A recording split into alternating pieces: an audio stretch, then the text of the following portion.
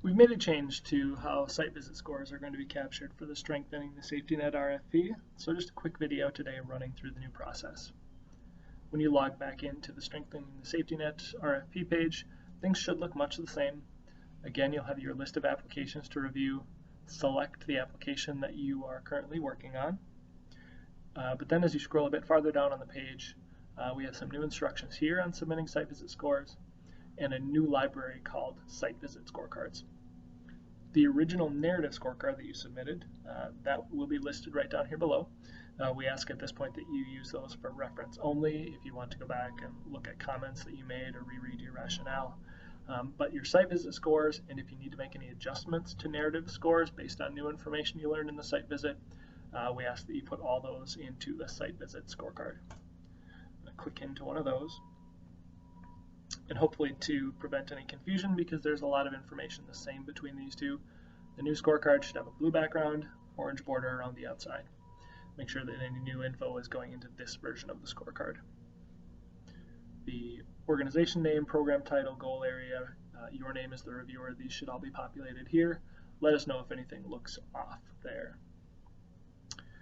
The section for providing scores from the site visit is going to look much the same. Again, provide your scores, notes for any of those items there. What's going to be a little bit different is down below, if you need to make any adjustments to narrative scores, I've provided adjustments on these two.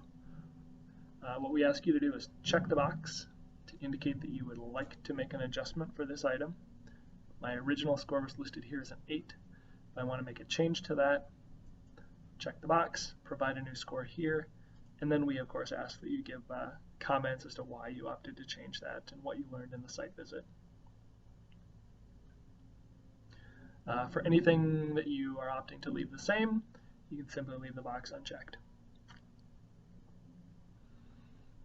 In section E, because of layout, we didn't provide the box to check to say that you'd like to provide a new score. What we have is on the right-hand side, there are fields to provide updated scores if you choose to do so. Anything that's staying the same, you can simply leave the boxes blank.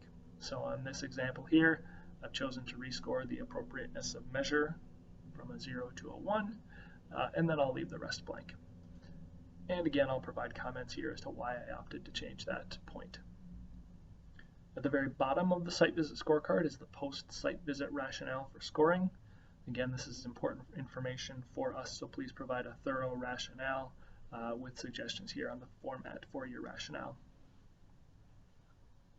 This new version of the scorecard has a slightly different method. If you were used to the Save button in the upper left-hand corner, we now have Save Scorecard links buttons at the very bottom of the form and at the very top of the form. When we click that, you should get a confirmation message confirming that your scorecard has been saved. You could either close out or you can return to the scorecard and keep working. And like before, we recommend that you save frequently as you're going along because this is a web-based system. If you run into any questions as you go through, please don't hesitate to contact either our support desk or the CI operations team.